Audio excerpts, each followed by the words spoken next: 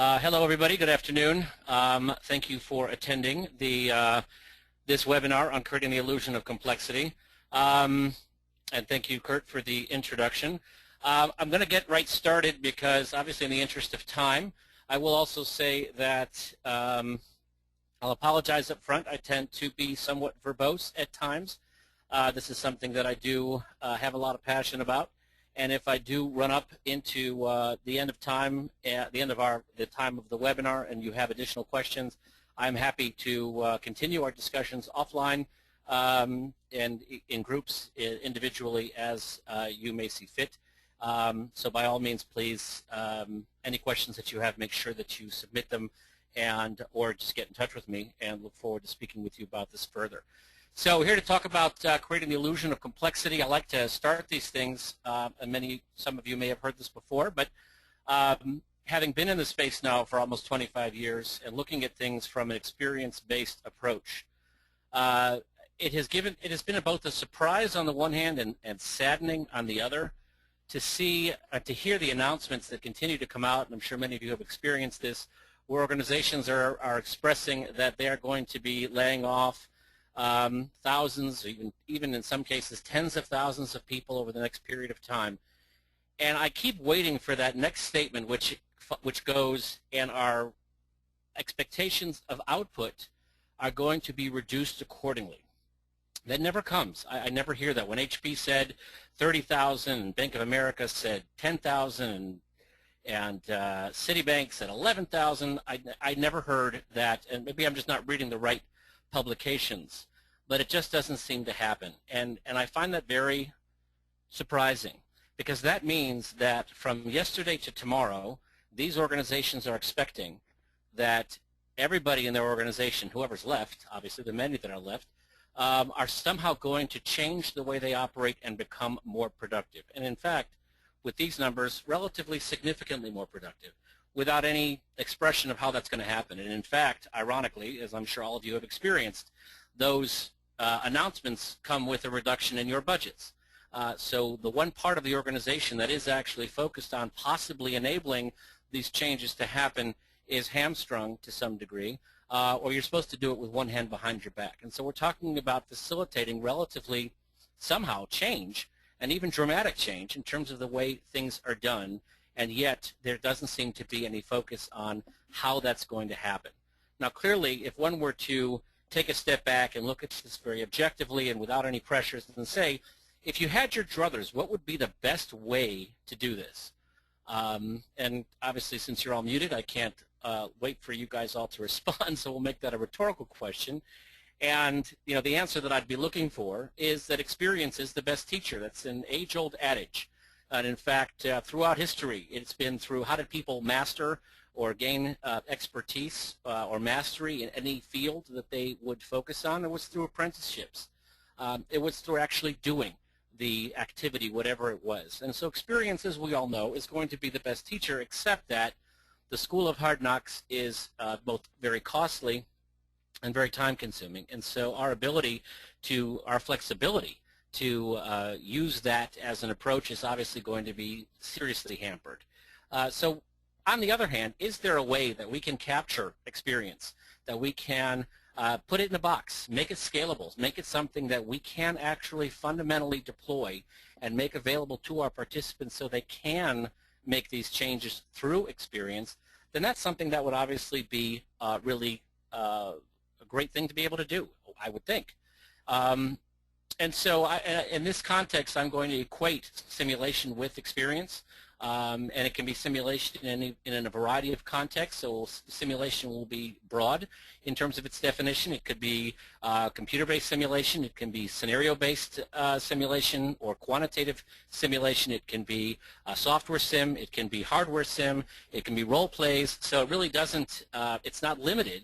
But it is oriented at providing an opportunity to experience. So the question that I have, being in the space and having a business development role is, why are people not banging down my door to everybody should want to sim? Everybody should want to be doing this. And why is that not happening?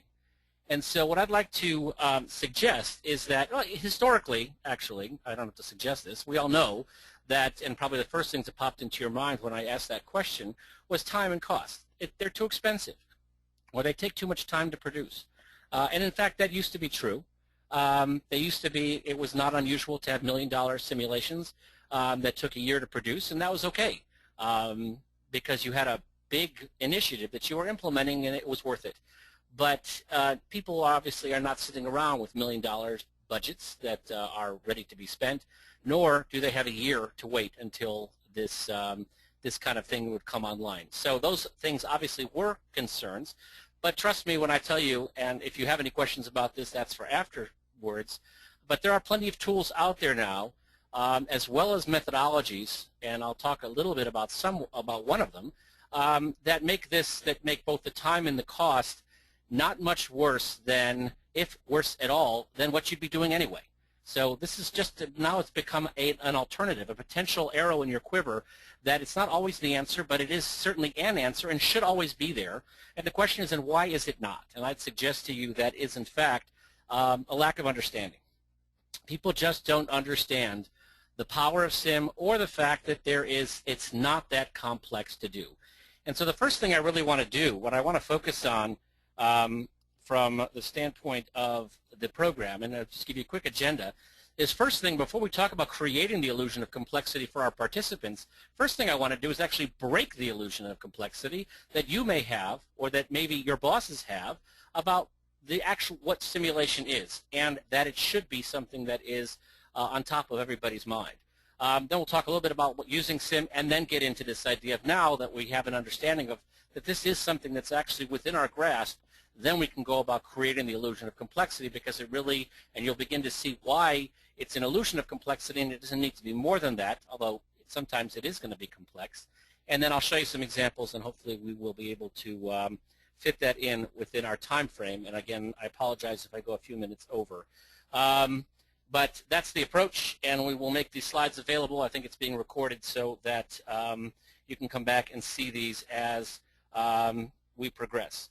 Before we get started, so one of the things I wanted to do as part of the doctoral program that I teach at Penn, the module that I teach in the program at Penn, I really wanted to think about this some and try to get an understanding of why it is. What is some of the underpinnings possibly for why this lack of understanding about simulation is there, or this lack of focus on experience. Take away the simulation for a minute. Let's just talk about experience, because obviously it manifests in different ways. So why is it not there? And what I'd like to suggest is that, this is what I would say, that if I were to ask you, and I imagine that most of you would pretty much agree with this, to lay out for me what the learning continuum looks like in our space, you would say something like this, that on the one hand you've got page-turning blah that we've all, maybe many of us have actually had to produce, but certainly have had to go through. And on the other hand, you've got this highly interactive learning, whatever that may be, and that can be in a number of formats. And that you would find that simulation is somewhere to the highly interactive learning, somewhere in there. This experience-based approach is going to be in there. And the one thing that's important to realize about this continuum is that, I think that everybody would pretty much agree that it is fundamentally governed by the ideas and the power and the tools and techniques of instructional design. And many of you may have degrees in instructional design, and it's a very powerful approach, and it's very, very helpful in terms of being able to take content that may otherwise be whatever and make it into something that is actually viewable. And that's great. And what I think has happened in the industry is that, or in cross-industry, but in our space, is that in fact instruction and learning have actually become somewhat synonymous. So all elements of learning tend to be looked at when we're not being critical about it through an instructional lens, which again, when teaching is what's important, that's great. On the other hand, I'd like to suggest that maybe this continuum is not complete, that the continuum actually extends out another half, as it were, and goes out to movies and film. That we think about, how many times have you gone to a movie that you've seen that even it wasn't designed with a lesson in mind, but we walk out with a lesson having been learned, and then we talk about it with our people we saw the movie with, and we knock ideas against it. Well, that doesn't work for me. That didn't feel very good. This is what, that really wouldn't happen now, would it? We have these kinds of conversations where we process things viscerally. We experience things through the eyes of, any good movie is going to allow us to see ourselves kind of in that role, that's what we find so engaging. And in fact, this is something then, when you look at the continuum from this perspective, we see the part that's governed by the instructional aspect, but this other part is actually governed by something else. And it's governed by the power of the story or the narrative. And this is where experience design, I believe, has a play. And this is not an alternative. Sometimes you need to teach, but sometimes it's experience that's required. And the two are different. And I think that part of the challenge with simulation or with experience or designing experience-based interventions is that we tend to look at them through an instructional lens, and that tends to complicate them. You know, at its easiest, when you teach, there's a right and there's a wrong. This is the content you need to know. On the other hand, when it comes to experience, it's all good, right? That when we go through an experience, that is something that we process, we store it, we have it to call upon when we face that situation again, and that is what we are informed by when we have to take our next action relating to that, whatever that issue is. But with respect to experience, if I get it wrong, that's okay. And in fact, it's actually, from a learning perspective, it's even good, because that gives me that data point, so to speak, that I can draw upon when, again, I need to be able to have learned from experience, because the issue is contextual, when I can't follow a recipe in order to actually do that. So really what I want to focus on is this idea of experience design and how this helps us, if you begin to see it this way, and as an alternative or a complement to instructional design, this begins to break through that illusion of complexity that exists.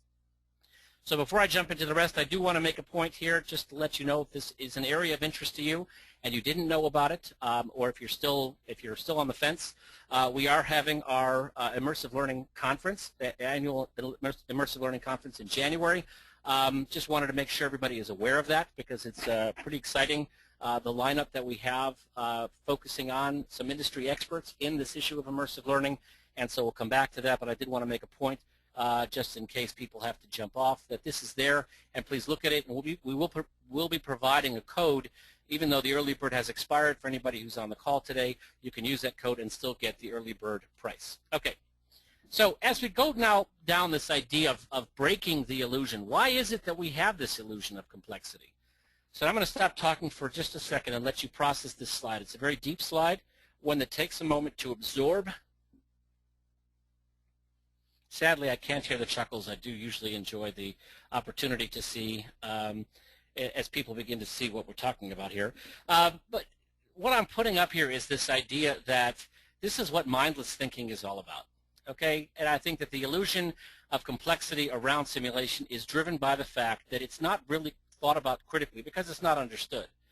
And it's important to realize, and this is a two-pronged attack here. I'm telling you this, suggesting this to you, because I believe that in the learning space we suffer from some degree of mindlessness, but our participants, ultimately what we're trying to create is critical thinking, and the critical thinking, we have to teach critical thinking because it's not natural to us as human beings. As human beings, we are fundamentally habit-forming creatures, right? We look to find ways to get good at something so we no longer have to think about it. I'm sure there are a number of exceptions in this exceptional audience that we have, but fundamentally that's who we are. I don't know if anybody's seen the Liberty Mutual commercial. I love it's about being human, and they show some examples of people, somebody opening up their car door into traffic and bending over to grab something, and meanwhile the door gets slammed off, or cutting down a branch all over your neighbor's driveway. I mean, we do things without thinking often, and that's something we have to work against, and that's why critical thinking is so important, but it also applies to us from a learning perspective. And I find it very interesting that when you think about, I'm sure everybody's seen this conscious competence model that goes back, people actually attribute it to Maslow, but it was first brought to the scene by Gordon Trading International, by Noel Birch. This idea that this is how, when we look at things through a conscious competence lens, you can follow the 1, 2, 3, 4 of the process by which we learn things, right? We are unconsciously incompetent. We're just happy and mindless about what's going on. Then we become conscious of the fact that we're doing it poorly, and then we look to do it better, and we get better at it. We become consciously competent, and we actually strive to be unconsciously competent.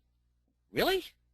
I mean, is that, now, obviously not to take away, this is more of a cynical approach to this model. It is a valuable model, and I don't want to take anything away from it.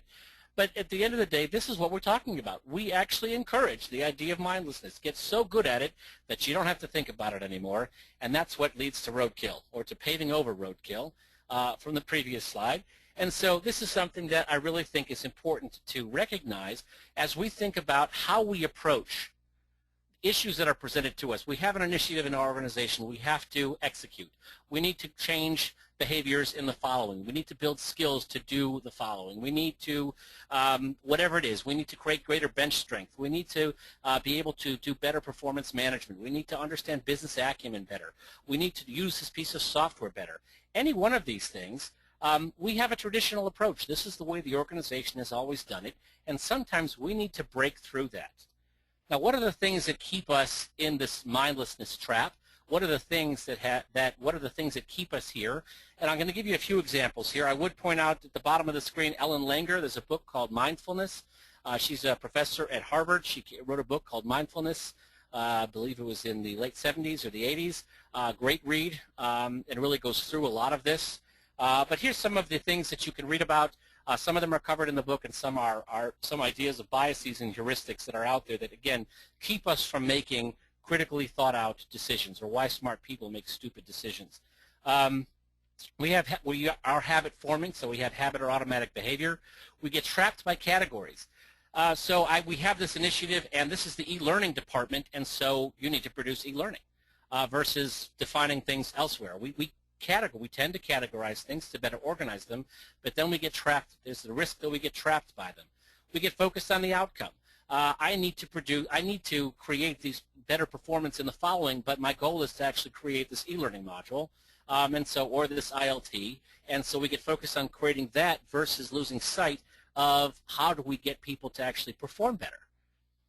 We focus on this idea of loss aversion as opposed to thinking about the benefits that can be created. This is a very interesting one, and one that people say you have to be careful not to focus on trying to improve your own critical thinking by yourself, because oftentimes we will seek the confirming evidence. So if you had 10 data points, that 9 of which tell you the opposite, but there is one data point that confirms what you believe, guess which one is going to be most important?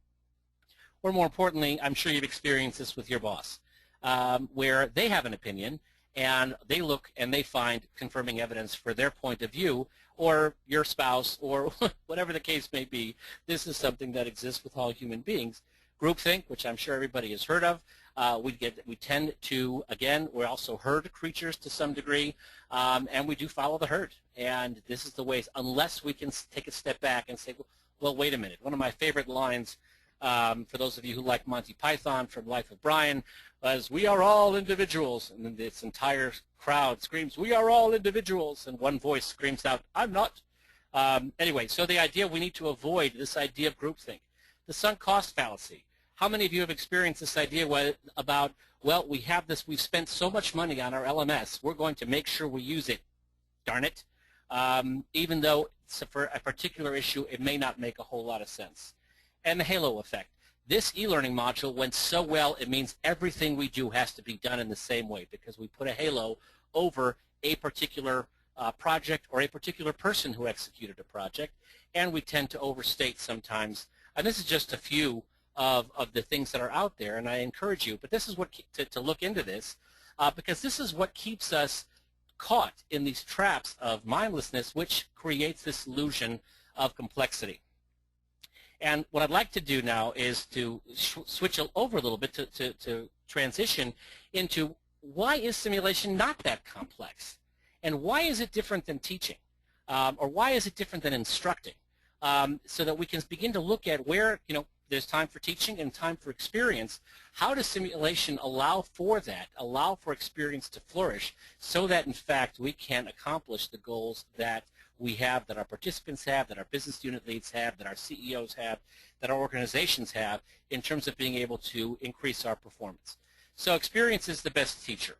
That's the fundamental adage, and that's what we're focusing on providing. So sims provide experience, right?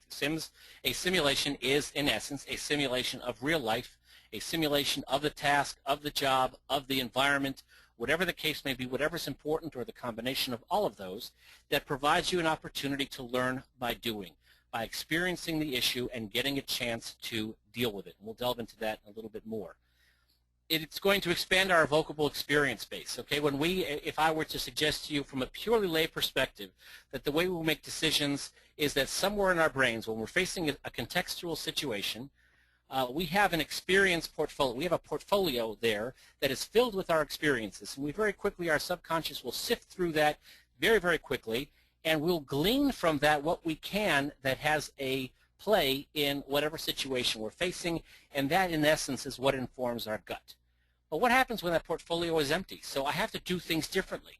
Yesterday I was an individual contributor. Today I'm a supervisor, and so my portfolio is actually filled with experiences of being an individual contributor. How well is that going to inform me when I'm faced with a situation that's supervisory or leadership oriented in nature? Well, it might not serve me so well. I need to populate that portfolio with relevant and appropriate experiences, but I need to do it quickly because I don't have time. My team is waiting on me. Whatever the case may be, the situation that's now changed, I need to be able to do things in the new way, and I need to be able to evaluate things based on that approach and not the old approach. And so this provides an opportunity to populate that portfolio with things quickly. It does allow us to consequate, to provide, oftentimes we're separated, we're distanced from the act or the decisions we make. We don't always feel that sting. The pain that's associated with the consequences of mindlessness, of not thinking about it. Or we don't necessarily have that opportunity to get the bennies associated with the pat on the back for being mindful, for choosing the option that is actually, it may not even be right, but at least we thought about it. And the way we came to that was right, even though the answer may not have been ideal, but we did take a mindful approach. We have the opportunity to fail. This is a wonderful opportunity for participants to do it wrong and to see what happens. And failure here is an option, which in teaching is difficult to do when the instructional lenses are on. We can accelerate time. So going back to that idea of the sting associated with the consequences, associated with decisions, oftentimes those play out over time. And we may do something in a meeting that offends a member of our team, but we won't feel that consequence until sometime later on, maybe when we need something. And so our ability to make that connection between I did that, whether it was on purpose or by mistake, but that had a consequence, I won't necessarily be able to connect those dots. But in a sim, we can accelerate time. So you can actually present in a realistic way. We can make those connections so the participants can actually do it. And most importantly, in all of this, is the power of the story. It's the power of the narrative. So experience design, experience-based issues are driven fundamentally by the power of the story. And one of the things I find so interesting in, and even amusing to some degree, there's a whole lot of attention paid to this issue of generational differences, especially in the learning space, because we all learn differently. And one of the things that's ironic about it is we talk about needing to chunk things out in such small spurts now because of the feeling that the current generation that's coming into the workforce, because they've been so, they all suffer from some form of attention deficit disorder because they're so distractible by all the various things that are going on in the world and their access to all this information and all the tools and all the toys and all the other things that they're doing. And what's ironic is that when you look at examples such as Harry Potter, and I hate to beat on this horse, but the idea that these are books that were enjoyed by millions upon millions of people around the world and by all ages. And what's interesting about that is they did not read in 10-minute spurts. People were engaged by the stories. These are long books. They read them. There was no media in the book. It was just words on a page, and it was enjoyed by all ages and all cultures. Not all, but many cultures around the globe. And that is purely, that demonstrates, at least to me, again, I'm one of those people seeking by confirming evidence, that in fact, story is incredibly engaging to anybody. And so the question is what you do with that. So when we think about this, breaking this illusion of complexity for us as developers or designers, it's that in fact, it's not so difficult to do. Because if I wield the power of the story, I'm going to book John Medina called Brain Rules. For those of you who have not seen it, I highly recommend it. He's a neuro something scientist, and he breaks down how we're wired, how the mind is wired in terms of memory, and how we work from a brain perspective. And these are a summary of some of the things that I gleaned from the book, but some that point to some of the power of experience, or this kind of capturing experience in a box, so to speak. And again, I can come back to this at some other time, but this is very, very powerful in terms of demonstrating, and he doesn't have a play whether or not, what forms of learning, but these are the ways in which our brains are wired, how we can process things from short-term, how we can increase the probability of going from short-term to long-term memory. And these are some of the issues that emotional engagement is huge, so it is important that we somehow engage emotionally, which often in page-turning, if there's no story embedded, we're limited in terms of that kind of engagement, and some of the other issues that relating to pattern matching, which is linking to experiencing something in a setting that's similar to the setting in which I have to execute. And my favorite is sensory integration. We haven't gotten to the technology yet, but if we were able to produce a program that actually could engage the olfactory, our smell, you could actually facilitate change management much more rapidly. They did a lot of studies on when you were doing the training and you were popping popcorn or baking cookies in the other room so that the smell was there. And then when the people were out back in the field and executing, and you popped the popcorn or you baked the cookies, they remembered better, much better. And in fact, we're not quite there yet. But what's important to realize is that when doing these kinds of things, it's not about, and this is another aspect of the illusion, it's not about creating an excellent product.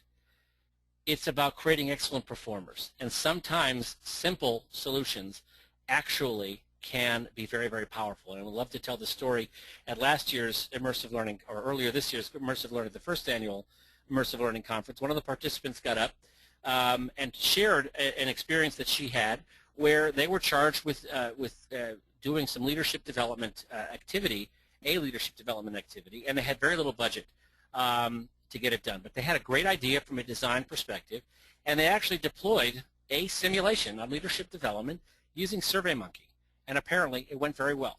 And so you begin to see that the outcome is what's important. How we get there, we have a lot of flexibility and a lot of license if we can get them engaged. There's another article, Will Tullheimer, who's one of the speakers at our upcoming conference, doing a pre-conference, again, looks at it from a slightly different perspective than John Medina does, but again, looking at it from a scenario perspective, what is it about this approach that affects how we process things? Some very impactful, and this is an article that's available at Work Learning Research, which is his site, and it's available for free, so you can help yourselves to that. But it's some very important and interesting research that he did with respect to why this works, and it really does. And there is actually a lot of data out there, both anecdotal but also primary, as to the power of this modality from a learning perspective. I'll let you process that for a sec. Okay. So as we begin to think about this, the way I like to approach the issue here is that our fundamental challenge is really focused at engagement. We need to get our participants engaged. We need to get them to want to play. They want to learn, to want to open it up, whatever it is. Then it needs to be good enough that with the engagement that they have the opportunity to retain. So whether it's through thinking about things through my simulation, Y simulation slide, or John Medina's approach or Will Tullheimer's approach, but we need to focus on how do we get them to retain this. It's important that they have a great experience going through whatever it is, but it's got to be retained. And most importantly, we need to get people to be able to use the information when they need it. So it's not just retaining it, because being able to call it up on an exam is only that good from a measurement perspective. It's actually doing it properly, doing the critical thinking, or doing it right, whatever the it is that we need them to do. And that requires them to be able to draw upon the experience that they had. And so what we're focused then on is utilizing the tools at hand to create engagement. Now, whether or not it needs to be complex or not, that's depending on the nature of the need. But you do have a lot of leeway, and as we break through this initial illusion of complexity of what simulation, this mystique that simulation seems to have through the ages, in terms of how difficult it is to do or not, it is actually something that you have a lot of license with which to create an interest, to create engagement, because of the power of the story, because of the power of the narrative in experience design. I'm sure everybody has seen in some way, shape, or form the forgetting curve. So that's that's the red line here. If you can see my arrow, that's the red line that goes up. It's typically around some kind of event where we learn in a very steep curve, and then we forget at a steeper curve. And that's just nature. That's the way we work, and that's the whole idea of retention. If we don't do something, it doesn't stick. So how do we get it to stick? Well, the idea behind this graphic, and this is from Quinn's and Thalheimer's research, that if you space the learning, if you hit them with a variety of things over time, that is going to, on its own, be able to retard that forgetting curve, to change it, to increase the slope, I guess, or decrease the slope by which that forgetting is happening. On the other hand, if we do focus on this reactivation, if we do look at things, my interpretation of this, or the way I go with this, is this idea of providing opportunities for experience. This is going to be a way in which we can maintain much higher levels of retention, and more importantly, actual retrieval.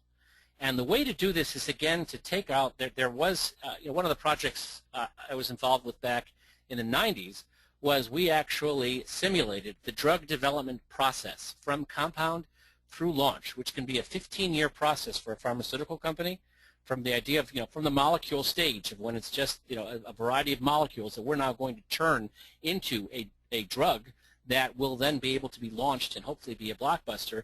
That process could take 15+ years. And we simulated that, which was part of a 5-day instructor-led training program. It cost $1 million to produce and took a year. And that was a great program. But because of the scale and the scope of the issue that was being addressed, they took the time and they took the budget and they invested in that kind of large-scale activity.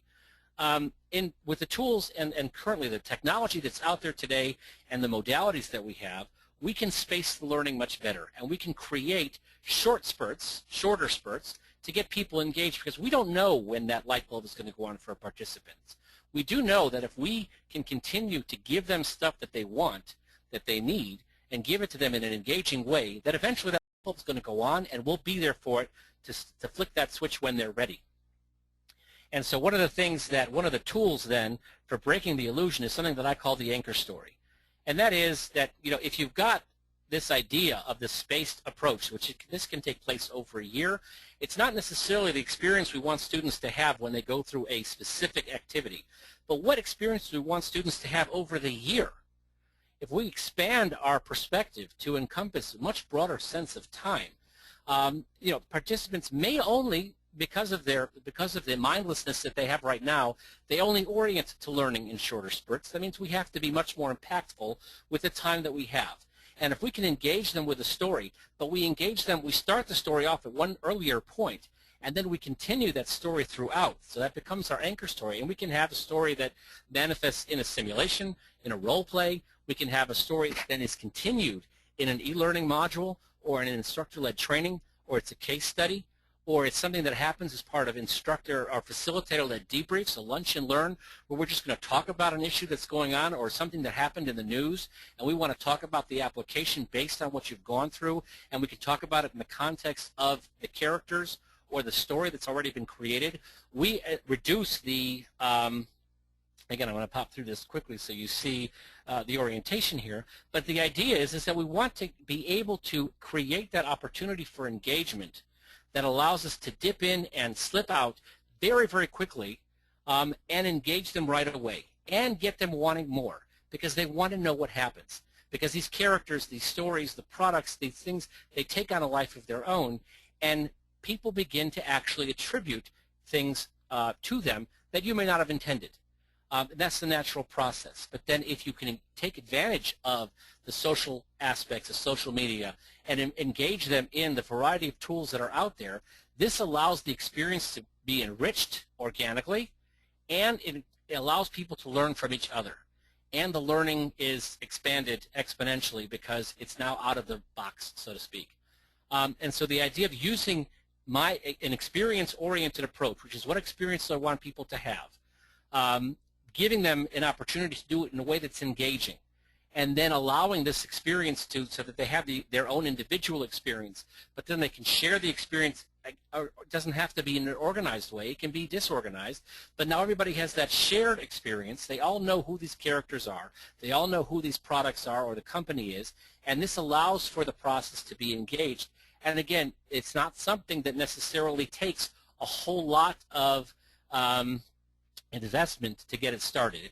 You have to invest in thinking and the design, but it is something that you can harness, and it doesn't have to be a full-blown 10-hour long, 2-hour long even. It can start very short, and then it can be continued because of other vehicles that are more story-oriented that you can take advantage of relative to people's interest in being engaged from this perspective.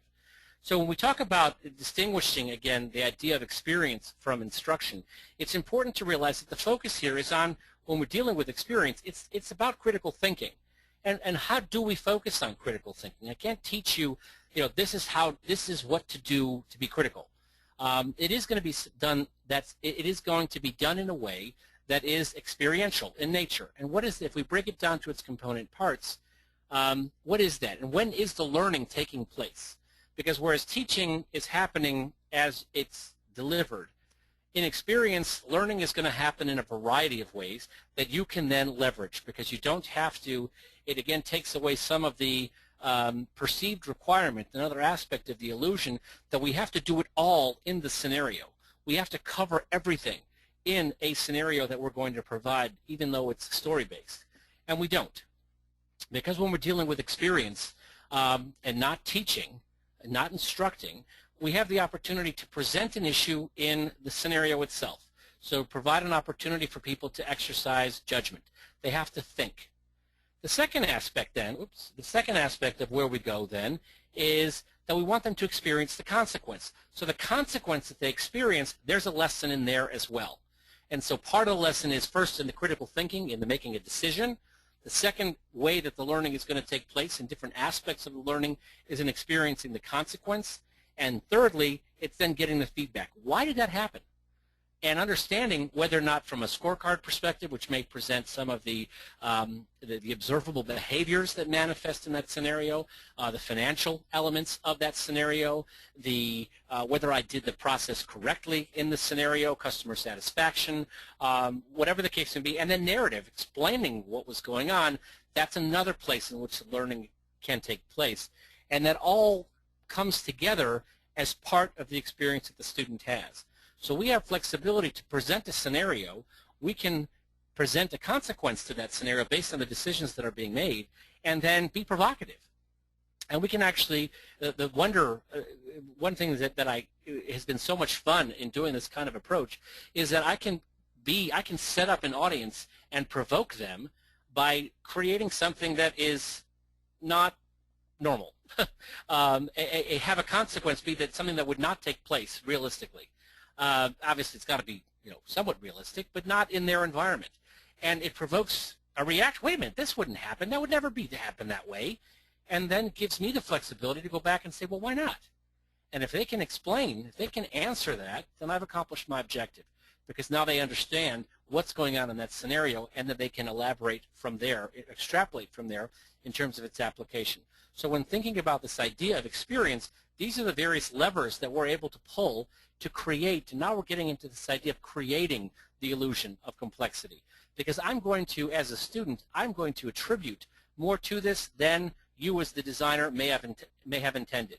And that's a good thing, because now we're engaging our ability to think through what's going on in the situation, and it may prompt my questioning, my processing, and make use of available resources to achieve that.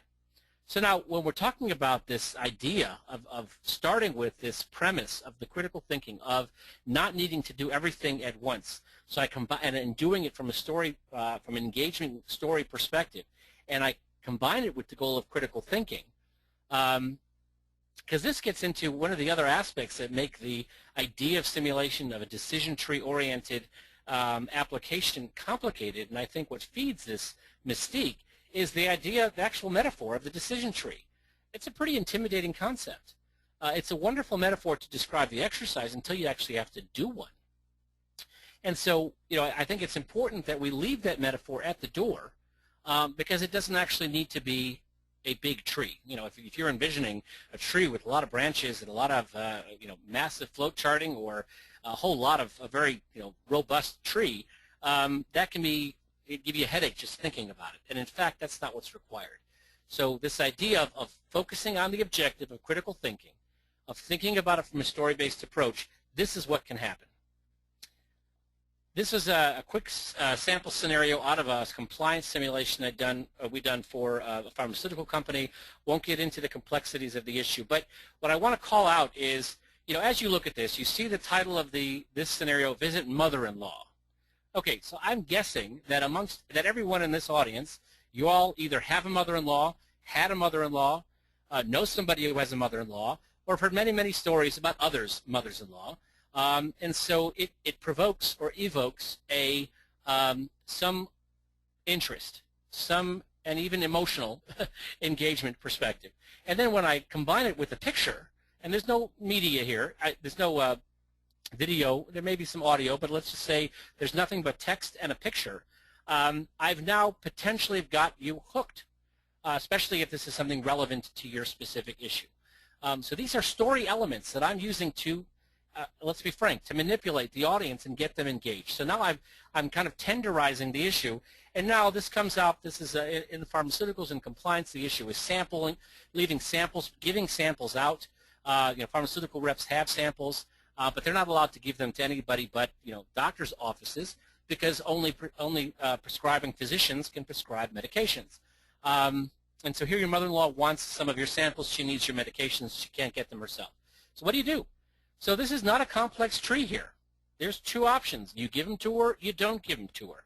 There are consequences either way, but this is a relatively simple issue from a setup standpoint, that we get the audience emotionally engaged. We get them to critically think about, I know I shouldn't do it, but it's my mother-in-law. What do I do?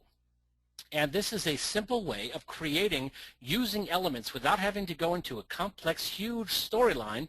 I can actually create a scenario. And this scenario, in fact, in that particular company, became part of their lore. If you bumped into any rep anywhere in the country and said the mother-in-law scenario, you could engage right away into a very interesting compliance-related discussion, or even sales-related discussion that, from scratch, even if you didn't know this person before.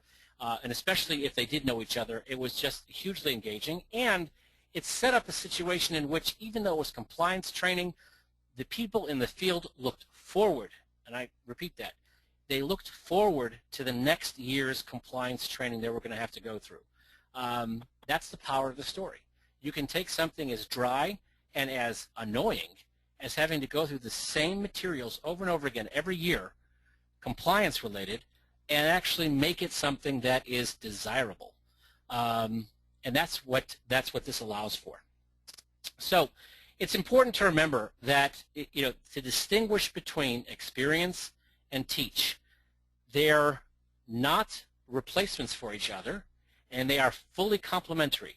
And in fact, one of the things, and everything's at its best is in a blend. And the blend is hugely important. But the beauty of this approach is that it allows you the flexibility. If you get people engaged, then they will want to know more information. And so in that compliance situation, if they didn't know the answer and they needed to look it up in the manual, you could actually just give them the PDF. And they would be engaged and interested in reading it. It doesn't need to be instructionally designed to make it more readable. It doesn't always work, clearly.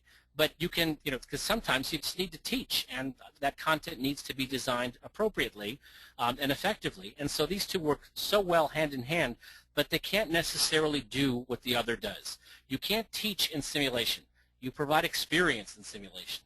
And you can't provide experience as well in instruction, because that's where you need to teach. And the two should be dealt with in kind of a separate way. Again, forget about the decision tree, the idea of the flow charting, and again, because you can have a relatively linear branching and still be effective because of what the participants don't know. So as we now really roll into this idea of creating the illusion of complexity, the opportunity here is that they don't know what's underneath the hood.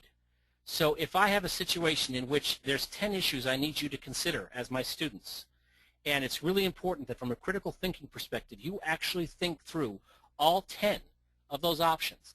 How many branches do I need to have? Well, you might say, well, 10. If it's really important that they think them all through, then they need to be able to, you need to experience discrete consequences for each one. Now, that may be the case. On the other hand, from a pure learning perspective, if you continue to distinguish between the critical thinking goal and the consequence goal, because those are two aspects of the learning, they exercise that critical thinking goal, or they experience that goal, that achieve that goal, by actually thinking through the 10 and making a choice. Once that decision is made, that objective has been met, and now I may only need to have 2 branches, the right answer and everything else. And if I write it properly, if I write that all the wrong answers or the less right answers in a way that they can see why that they got it wrong, and then I can give them specifics in the narrative feedback. So I don't have to branch everything. I can actually provide the insight in the feedback, which is that third aspect of how experience is conveyed. Then they will still have a valid experience. They will get from point A to point Z of that experience that I need them to have. And it's not the experience, it is an experience, okay? I don't need to cover every eventuality. I want to populate the experience portfolio, and if I need them to experience it again, then I can have them play it again and to choose different options. Because in this way, they will get different experiences, and that will populate their portfolio, so when they face the issues in real life, they'll be able to draw upon those experiences and apply them, retrieve them in a way that fits the specific situation in which they are engaged. Now again, so looking at the ways in which, what are the levers that we can pull when designing an experience from this perspective? Well, we've got the narrative flow, or the systems dynamics model that we may be using, or whatever kind of experience that we're designing. We have the story, and that's going to unfold the way we lay it out. There's the consequences that take place when they actually make decisions. There's the scorecard feedback, which may point to specific behaviors that they're exhibiting in the choice that they made. If they need to understand that the choice they made on how to run a meeting impacts their ability to communicate, impacts the trust that they've been able to engender, demonstrates their ability to manage, are they listening properly? These are the kinds of observable issues that we want to say, when you made that choice, this is where the consequence was. And we can even take it further and say, because you did this, you lowered productivity, and I can actually point to, because you made this interpersonal choice, it had a financial consequence on your team, on the company, whatever the case may be. But by being able to present a scorecard that allows that direct link of choices to outcomes to be more clear, then I can explain it. I can use the narrative. I can use the teach, or I can link to teach at this point, where I can then go deeper into specific issues that may allow for an elaboration on the issues at hand. The small group debriefings, opportunities to set up people so that they can, whether it's using social media, using email, using team meetings, using company gatherings, where we can put them in a situation in which we set up that, we remind them of that scenario so they can talk about it, they can process it. That's hugely important in terms of one's ability to not only get their own experience, but to fully deepen that experience by seeing it through the experience of others. And then the large group debriefings, where it can be facilitated. These are all opportunities. These are all levers that can be pulled. And again, they vary in terms of the nature of the investment that needs to happen. So the investment may come in setting the scenario up and getting that initial piece out. The rest of these things, the rest of these levers can be pulled without any significant investment, just by utilizing the network that may already exist, but encouraging it and managing that spaced learning curve over time. So when we talk about this idea of a memorable experience, it obviously starts with a story. You want consequences that are relevant, and this is distinguishable maybe from a game, because on the one hand we want to be able to give people a realistic experience with a scenario that is within the realm of the experiences that we have in real life. We don't necessarily want to simulate our company, because you don't want people to say, well, that's not the way we do it here, but something that could be our company. And then use some of the various elements of suspense, humor, that can be engaging from an emotional perspective, and even hokey. And I've just leveraged reality sells. All the reality television that's out there, it's okay that it smacks of reality. We don't have to go and create fantasy, because this is something that's going to be compelling. And real quickly, just by way of example, some of the hokey but engaging tools you can use. Here's an example of a character, Donald Trumpet. So what's the first thing that comes to mind when you see Donald Trumpet? I'm not using his name, but I could be. Then there's Gil Bates. Now, he has allowed for, so this is something that you need to know, he has allowed for the use of his image online. So this is allowed, but it's not Bill Gates, it's Gil Bates. And again, if you look at the other characters and the cast members to the right, you see Lee Iacocca. For those of you who are Star Trek fans, Montgomery Scott. These are, they're hokey, absolutely, but you know what? It's kind of endearing in many instances, certainly in American audiences, and for other cultures, you can use other things that are equally engaging from that perspective.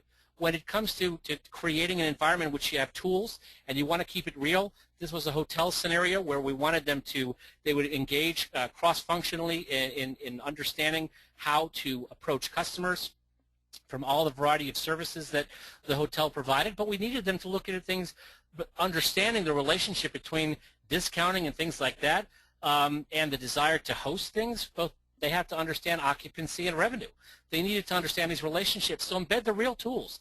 You don't have to simulate the tools. Embed the real things so that we can embed the critical thinking, the activity around the kinds of things that they need to operate. This is one where this was a CRM implementation, a new software. We created scenarios around the application of the software is to create some context, and then they launched the software sim so they could actually practice the keystrokes at the same time as being engaging with a customer on the other side. So when it comes to actually writing simulations, I'm really not going to have any time to go through this, but these are the steps. And really the first, you'll see there's 2 slides. So there's a total of 8 steps. You can see that the bulk of the activity happens in step 1, which really is all about the narrative. And again, this is something we can come back to, and happy to answer your questions about this. And again, I'll make the slides available. But I did want to reiterate, we're going to be delving into this much more deeply at the conference. These are some of the speakers that we have. There's a really impressive lineup of industry experts, both in terms of thought leaders, but also in terms of the practical tools of using some of the elements and examples of how things were actually done. There'll be client presentations as well as thought leader presentations, and I encourage you to come. And we're also very excited to launch the Immersive Learning University is actually going to be launching an Immersive Learning Design Certificate, or the Simulation Design Certificate, for which if you sign up you will get 1 credit by attending this webinar. The conference also will be credit providing and focuses on the 3 pillars as we've defined them for actually executing immersive learning or simulation-based projects. One is immersive learning development. The other is getting it done in your organization from a project leadership perspective, both from managing the project but also dealing with stakeholders and team issues, and also the technology and integration, which focuses on deployment, LMS issues, measurement, tracking, and things along those lines. So there'll be courses on each of these pillars which will be embedded together to create the overall Level 1 certificate. We're going to be offering a more advanced certificate in the future with Harrisburg University and more to follow. So please watch your email boxes as well. It will be speaking more about this at the conference. So look forward to sharing more information about that with you. And here is my contact information. Any questions, issues, interests in further exploration, conversation, whatever the case may be, please let me know. I'm happy to share. And I've hit my